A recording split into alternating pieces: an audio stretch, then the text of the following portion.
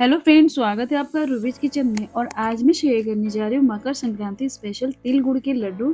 तो इस तिल गुड़ के लड्डू को हम बहुत ही आसान तरीके से बनाएंगे और इसमें एक ऐसी सीक्रेट चीज डालने वाले हैं जिससे हमारा लड्डू बहुत ही नरम, मुंह में जाते एकदम खुल जाने वाला बनकर रेडी होगा। तो रेसिपी स्टार्ट करते हैं बनाना। लड्डू बनाने के लिए यहाँ पर मैंने 2 कप सफेद तिल लिया है और तिल को मैंने पहले से ही अच्छे से साफ कर लिया है। साफ करने के बाद इसे हम यहाँ पर 3 से 4 minute low to medium flame पे भून लेंगे। तिल बहुत ही जल्दी और आसानी से भून जाता है। सर्दियों में तिल से बनी हुई बहुत सारी रेसिपियां हम खाते हैं, तो ये सर्दियों के लिए बहुत ही ज़्यादा हेल्दी भी होता है। तो इसे आप मकर संक्रांति पर या इसे ऐसे भी सर्दियों के लिए बना सकते हैं। ये बहुत ही ज़्यादा हेल्दी होता है। तिल की तासीर गर्म होती है, तो इसीलिए इसे सर्दियों में खाने से शरीर गर्म भी रहता है और ये हड्डियों को भी मजबूत करता है। तो तिल यहाँ पर अच्छे से भून चुका है। तिल को भुनने के बाद अब इसे एक थाली में या प्लेट में निकाल देंगे ताकि ये ठंडा होता रहे।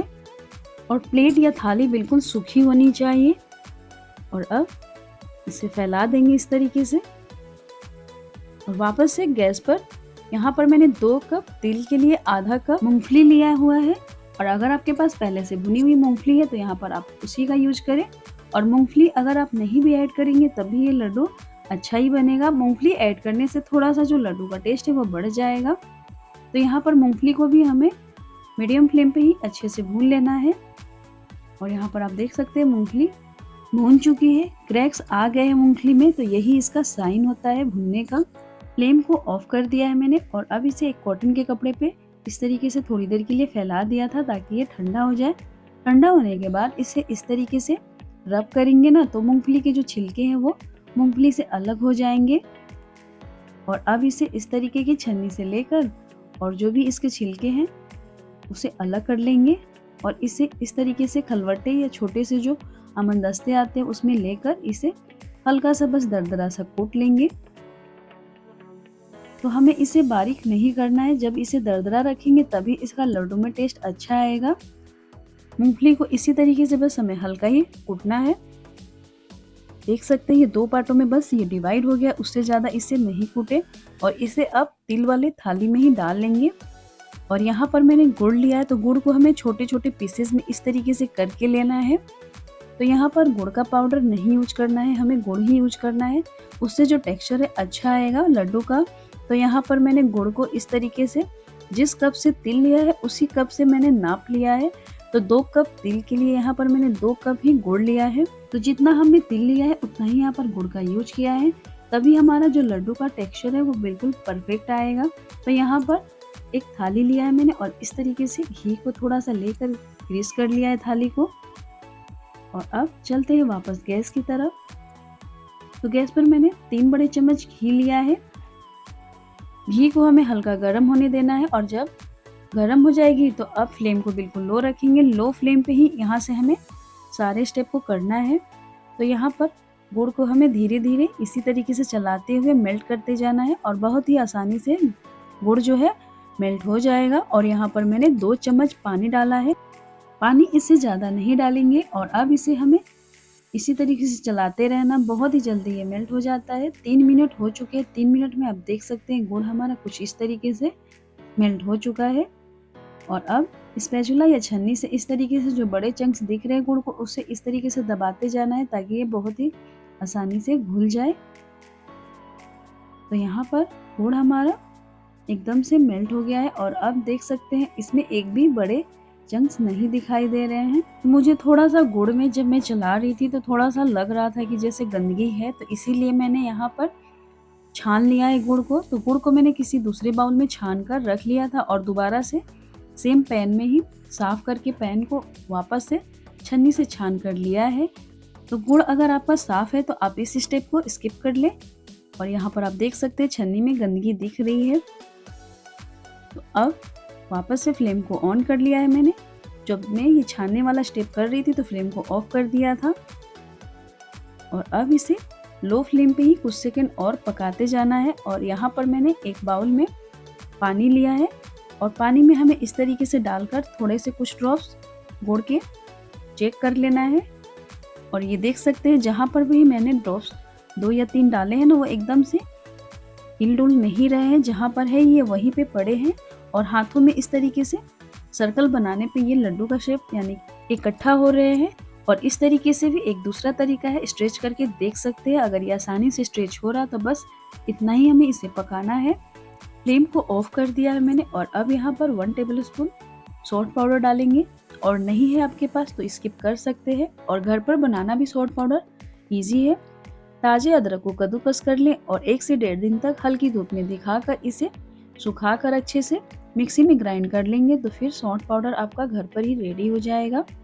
और यहाँ पर मैंने इलायची पाउडर का यूज़ नहीं किया है। अगर आपको फ्लेवर पसंद है लड्डू में तो डाल सकते हैं यहाँ पर।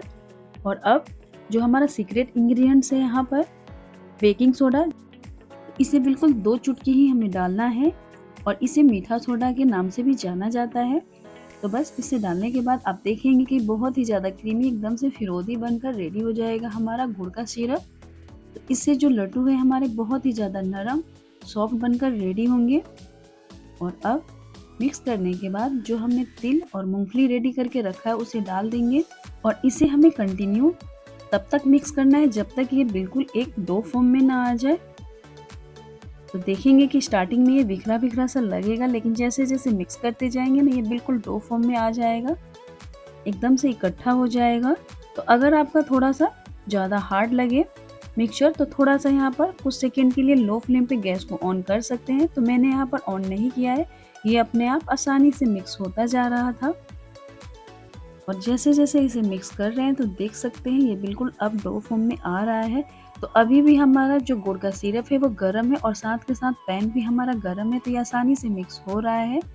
तो अगर आपका पैन या कढ़ाई और मिक्सचर अगर ठंडा हो जाए तो आप वापस से कुछ सेकंड के लिए यहाँ पर गैस ऑन कर सकते हैं, लेकिन फ्लेम को बिल्कुल लो रखिएगा। लो फ्लेम पे ही इसे मिक्स कीजिएगा तो अच्छे से मिक्स हो जाएगा। तो अच्छे से अब मिक्स करने के बाद अब सभी मिक्सचर को एक साथ इकट्ठा कर लेंगे। और आप देख सकते हैं घी डालने से जो हमारे यहाँ पर मिक्सचर में बहुत ही अच्छी शाइन आ रही है।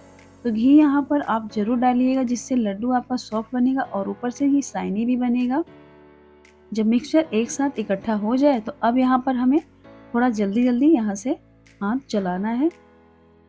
तो यहाँ पर आप अगर हाथों से इस तरीके से छू पाएँ तो हाथों से इस तरीके से लेकर घी ग्रीस किए हुए थाली में रखते जाएंगे। तो यहाँ पर आपको जितना बड़ा लड्डू चाहिए आप उतना ही यहाँ पर मिक्सचर लेकर लड्डू बनाए। तो यहाँ पर मैंने छोटे छोटे ही लड्डू बनाए हैं, तो इसीलिए मैंने थोड़े थोड़े ही इस तरीके से मिक्सचर लिया है। तो आप इस तरीके से अगर हाथों से नहीं कर पाए गर्म में तो इस तरीके से चम्मच से भी कर सकते हैं। तो ये बहुत ही आसानी से हो जाता है।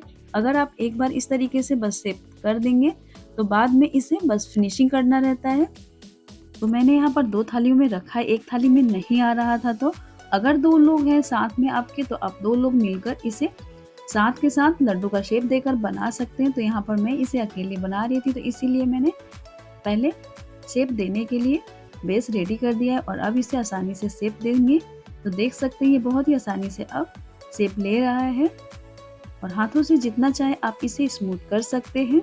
और जब इस तरीके से लड्डू को फिनिशिंग या शेप देंगे ना तो 1 से 2 बार आप बीच में पानी लगा लें पहले से ही और उसके बाद इस तरीके से शेप दें और फिनिशिंग करेंगे ना तो ये ऊपर से बहुत ही अच्छे से फिनिशिंग और एकदम से शेप इस तरीके से स्मूथ बनकर रेडी हो जाएंगे। तो बार बार पानी में हाथ नहीं लगाएंगे, 1 से 2 बार ही बस लगाकर सभी लड्डुओं को रेडी करेंगे।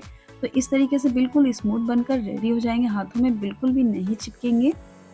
तो लड्डू यहाँ पर हमारे बनकर रेडी हो चुके हैं और आप देख सकते हैं तोड़ने से ही आपको अंदाज़ा लग जाएगा कि लड्डू कितने नरम सॉफ्ट बनकर रेडी हुए हैं। लड्डू बनाने के बाद 1 घंटे के बाद मैंने इसे तोड़ के दिखाया है आपको और आप देख सकते हैं 1 घंटे के बाद भी ये बिल्कुल सॉफ्ट मुलायम बनकर रेडी हुए हैं।